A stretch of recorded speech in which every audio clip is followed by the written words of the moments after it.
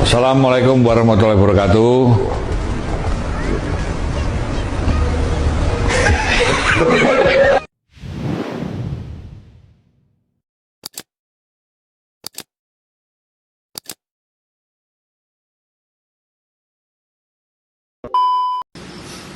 Assalamualaikum warahmatullahi wabarakatuh. Saya Bintang Samudra NPM 25101037 ingin menyampaikan hasil presentasi kami tugas akhir dari kelompok 1. Apa saja yang telah kami pelajari di semester ini. Yang pertama itu adalah konsep teknologi.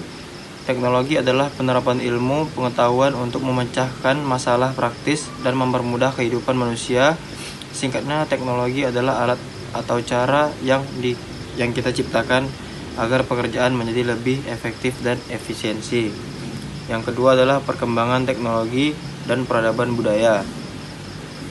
Perkembangan teknologi dalam peradaban manusia adalah sebuah perjalanan transformasi dari alat bantu fisik sederhana hingga sistem kecerdasan digital yang kompleks, baik dari segi zaman dulu hingga zaman sekarang. Yang ketiga, thinking atau berpikir sistem. Berpikir sistem adalah cara melihat masalah secara menyeluruh, bukan hanya potong-potongan kecil yang terpisah. Intinya hubungan, memahami bahwa satu bagian mempengaruhi bagian lainnya, efek domino, akar masalah menjadi penyebab utama, bukan sekedar mengobati gejala yang tampak di permukaan.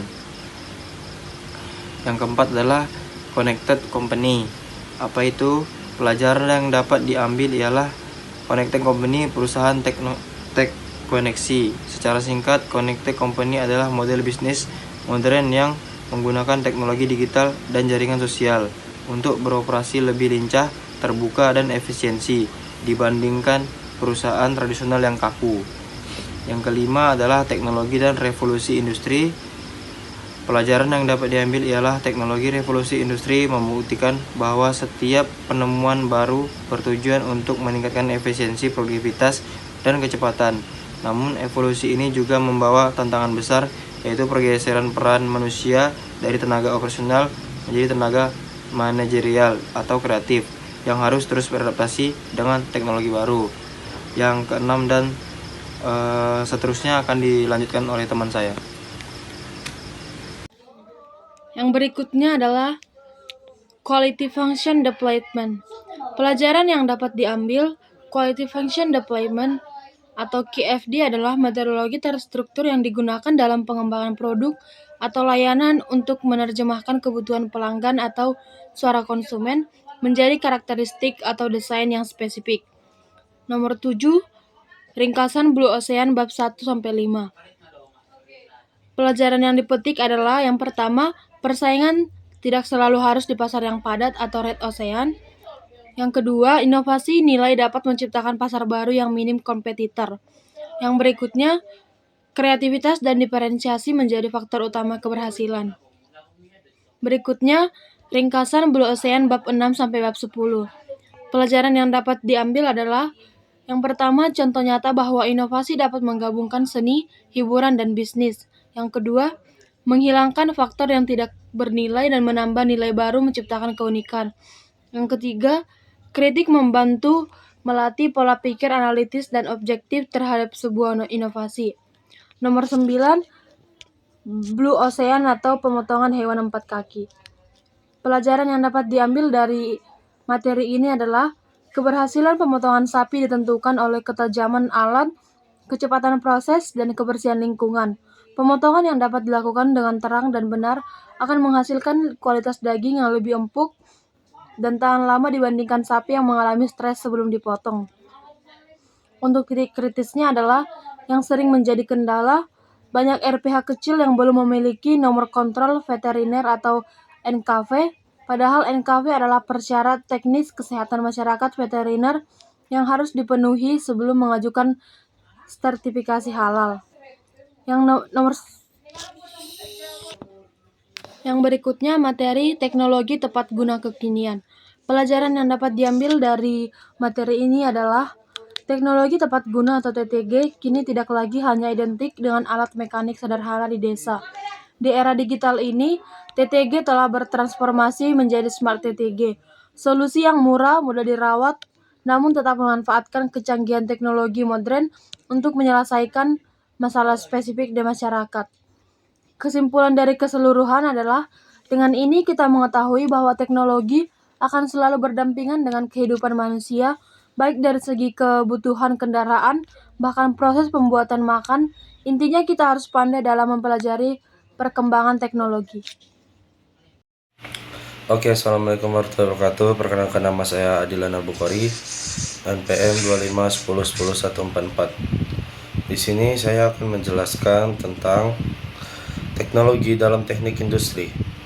Jadi, teknologi dalam teknik industri atau TI berperan sebagai enabler atau penggerak utama untuk meningkatkan efisiensi, produktivitas, dan kualitas dalam suatu sistem integral manusia, mesin, material, dan energi. Teknologi bukan sekadar alat, melainkan jembatan untuk mengubah sistem konvensional menjadi sistem yang cerdas, adaptif, dan berkelanjutan. Intinya, teknologi memungkinkan teknik industri mencapai tujuan utamanya, yaitu optimis pada level yang lebih tinggi, dan presisi dibandingkan metode tradisional. Kita lanjut ke perkembangan teknologi di dunia kerja. Perkembangan teknologi telah mengubah wajah dunia kerja secara dramatis, terutama memasuki tahun 2025 atau 2026 yang akan pada tahun depan. Saat ini teknologi bukan lagi sekedar alat bantu, melainkan mitra strategis yang menentukan daya saing individu maupun perusahaan. Berikut adalah 3 poin utama, yaitu transformasi peran. Teknologi seperti AI dan otomatisasi mengambil alih tugas rutin dan administratif, sehingga manusia dituntut untuk lebih fokus pada aspek kreativitas, empati, dan pengambilan keputusan strategis. Yang kedua,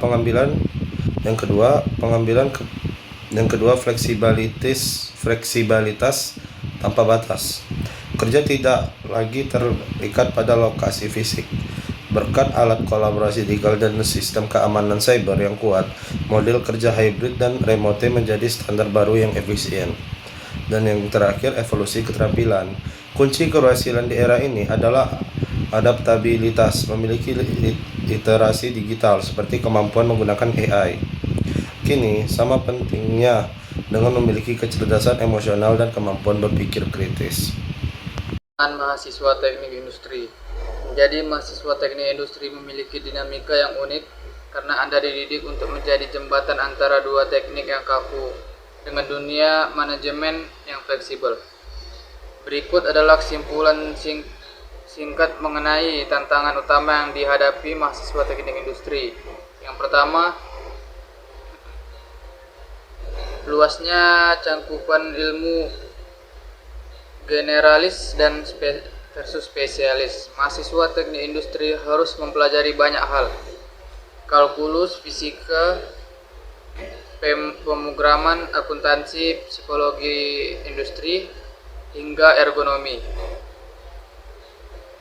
Tantangannya sulit untuk menentukan fokus keahlian karena semua bidang terasa penting. Anda harus tahu sedikit tentang banyak hal sebelum akhirnya mendalam di satu bidang.